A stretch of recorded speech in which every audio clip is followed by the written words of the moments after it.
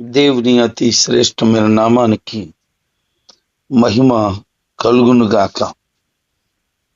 ఈరోజు వాక్య ధ్యానం కొరకు ఆదికాండం 5వ అధ్యాయం.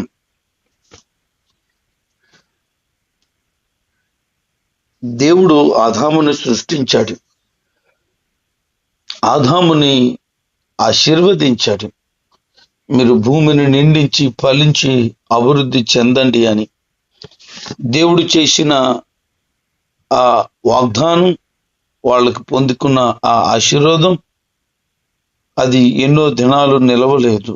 కారణం ఏంటి అనంటే, పుట్టిన ఇద్దరు కూడా ఒకడు దేశ దిమ్మరై వెళ్ళిపోతే, ఒకడు ఆ దేశ దిమ్మరి చేత చంపబడిన వ్యక్తి.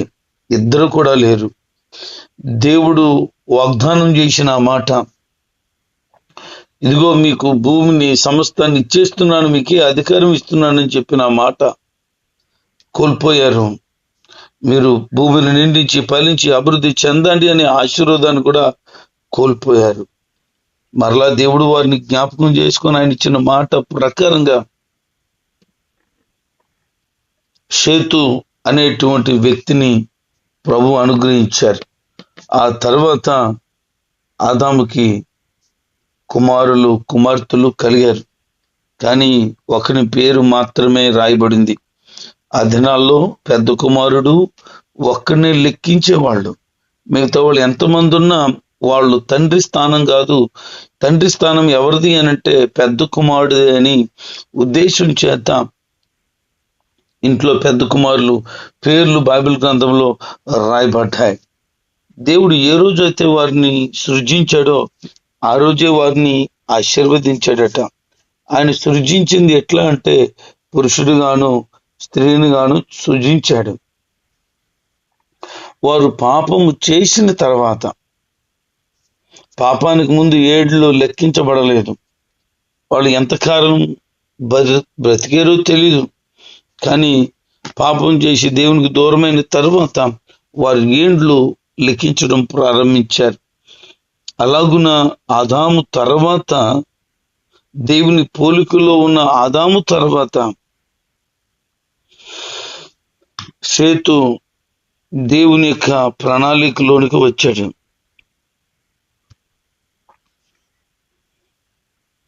ఆదాము 130 ఏళ్ళు బ్రతికిన తర్వాత కుమారులను కుమార్తెలను కన్నారు. కయ్యూనికి భార్య ఎక్కడ వచ్చిందనే ప్రశ్న అద్భుతమైన రీతిలో ఇక్కడ జవాబుగా కనబడుతుంది. ఆదాముకి ఇంకా చాలా మంది కుమారులు ఉన్నారు, కుమార్తెలు ఉన్నారు. ఆ దినాల్లో ఇక భూమి మీద మనుషులు లేరు కనుక తోటి సహోదరిని వివాహం చేసుకుని అలాగున ఈ జీవనం ప్రారంభించారు. అంటే ఖచ్చితంగా దేవుని యొక్క చిత్తం చెల్లిని పెళ్లి చేసుకోవడమా అని అంటే ఇప్పుడు కాదు. ఇప్పుడు భూమి మీద విస్తారమైన జనాలు ఉన్నాయి, కానీ ఆ దినాల్లో ఇంకా లేరు కనుక అది దైవికమైన నియమముగా కొనసాగిపోయింది. ఆ తర్వాత షేతు ఎనేషు అనేటువంటి వ్యక్తిని కన్నారు. ఎనేషు కెయినాను అనేటువంటి వ్యక్తిని కన్నాడు. ఈ కెయినాను మహాలేలును కన్నాడు. ఈ మహాలేలు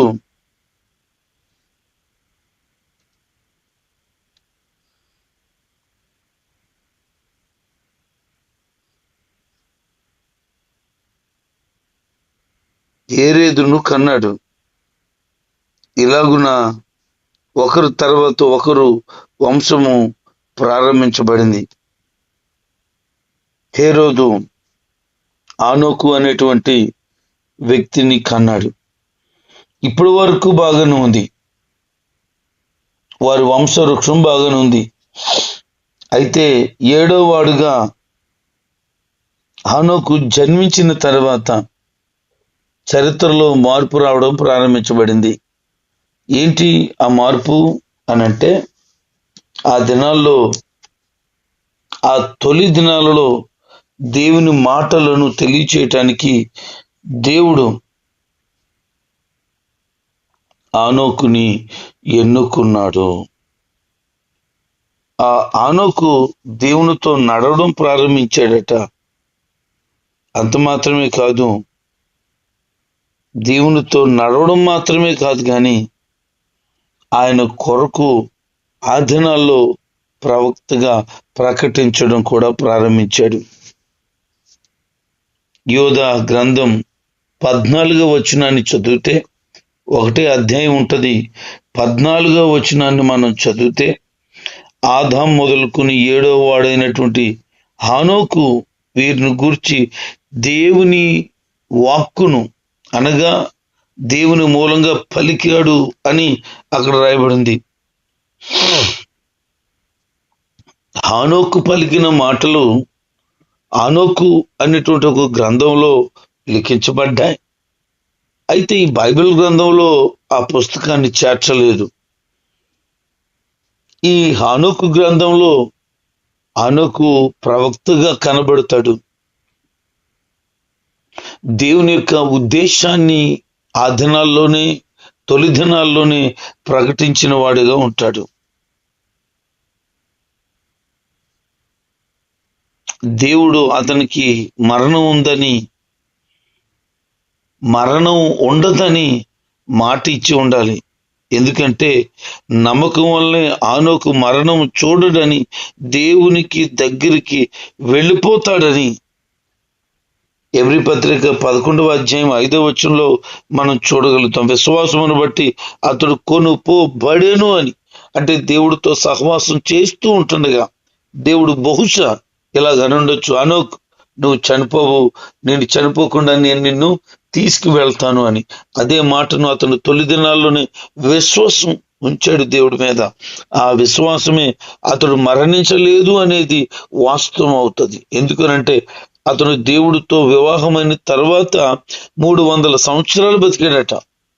సహజంగా వివాహమైతే దేవునికి దూరం అవుతాం, కానీ వివాహమైన తర్వాత కూడా అతను 300 సంవత్సరాలు దేవునితో గడిపాడట, నడిచాడట. ఆ టైంలో కూడా తన భార్యను నిర్లక్ష్యం చేయలేదు, తన పుట్టిన వారిని నిర్లక్ష్యం చేయలేదు. అతను కూడా కుమారులను కుమార్తెలను కన్నాడు. ఇలాగున భూమి మీద వంశము పెరుగుతూ ఉంది, జనాలు పెరుగుతూ ఉన్నారు. ఆ తర్వాత దేవునితో నడిచినటువంటి ఈ ఆనోకు దేవుని మీద ఉంచిన ఆ నమ్మకం ఈ రోజున ఓ గొప్ప సాక్షిగా అతను నిలబెట్టడం, ఆయన గురించి మనం వినడం జరిగింది. ఈ మాటలు వింటున్న దేవుని ప్రజలారా, ఒక విషయాన్ని జ్ఞాపకం చేసుకోండి. దేవుడు వెల్లడి చేసినటువంటి ఈ నమ్మకం లేకపోతే విశ్వాసం, శరీరంలో సహా ఈ లోకంలో నుంచి వెళ్ళిపోయిన వారు బైబిల్లో ముగ్గురు కనిపిస్తారు. ఒకటి హానోకు, రెండోది ఏలియా, మూడవది యేసుక్రీస్తు ప్రభువారు. హానోకు, ఏలియా చనిపోలేదు, యేసుక్రీస్తు వారు చనిపోయారు. అయితే ఈ ముగ్గురు కూడా దేహములతోనే పరమునకు కొనుపోబడినారు. ఈ యొక్క హానోకు దేవుడు తీసుకెళ్ళిపోతే కనబడలేదు. ఏలియా అగ్ని గుర్రాల చేత, రథాల చేత కొనుపోబడ్డాడు. ప్రభుని యేసుక్రీస్తు వారు మహిమ దేహము ధరించిన వారుగా ప్రజలు దాదాపు 500 మంది చూస్తుండగా ఆయన పరలోకం వెళ్ళిపోయారు. ఈ ముగ్గురు యొక్క జీవితం అమోఘమైనది. హానోకు మెతూషెలను కన్నాడు. ఈ మెతూషెల సామాన్యమైన వ్యక్తి కాదు, చరిత్రను సృష్టించిన వ్యక్తి. ఎందుకంటే అతను బ్రతికిన దినములు 969 సంవత్సరాలు. ఇక రికార్డ్ బ్రేక్ అతనే. ఇక అతనికి మించి ఇంకెవ్వరూ బ్రతకలేదు.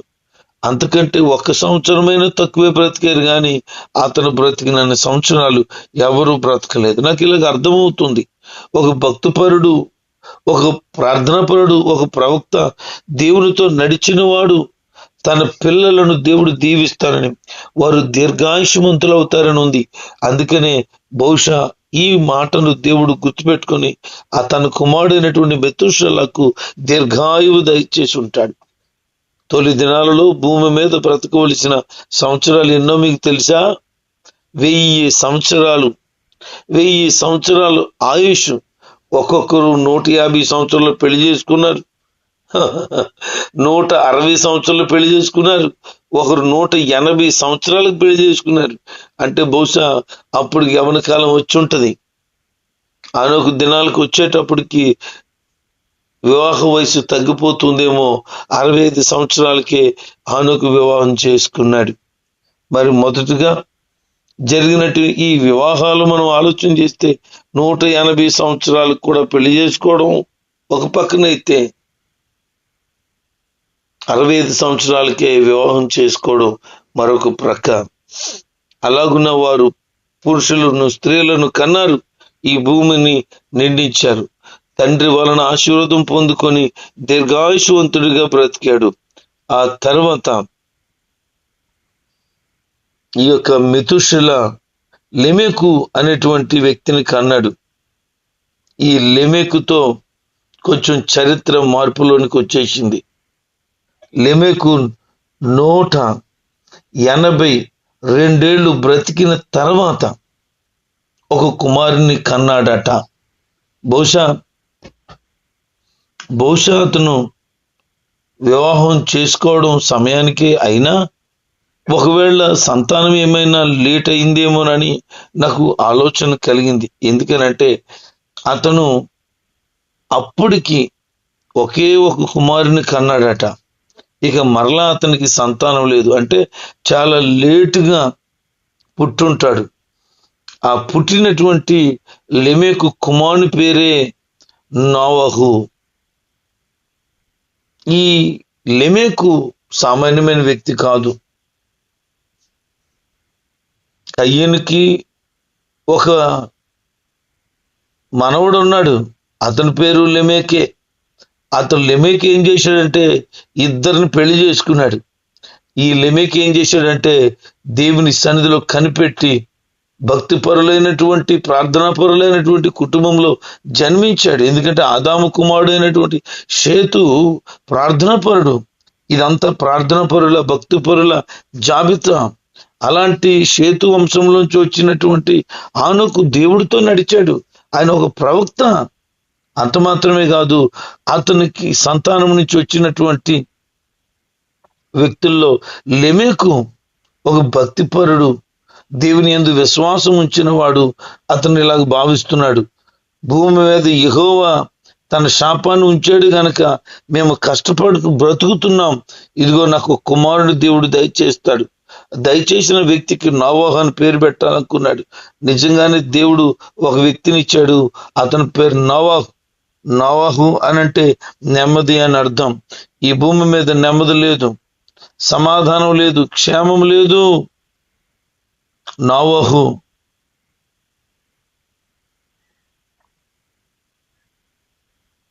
కన్న తర్వాత దేవుడు అతనికి ఒక ప్రత్యేకమైన తన సమాధానమును అనుగ్రహించాడు. చరిత్రలో కొంతమంది పుడతారు. ఆ పుట్టింది ఎందుకో తెలుసా?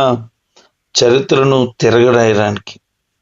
వాళ్ళు సామాన్యులుగా ఉండరు, దేవుని చేత వాడబడబోతున్న ఒక బలమైన వ్యక్తులుగా ఉంటారు. అలాంటి వారి జీవితంలో అన్నీ లేట్ అవుతాయి, అన్ని ఇబ్బందులు అవుతాయి, అన్ని తెప్పలుగా ఉంటాయి.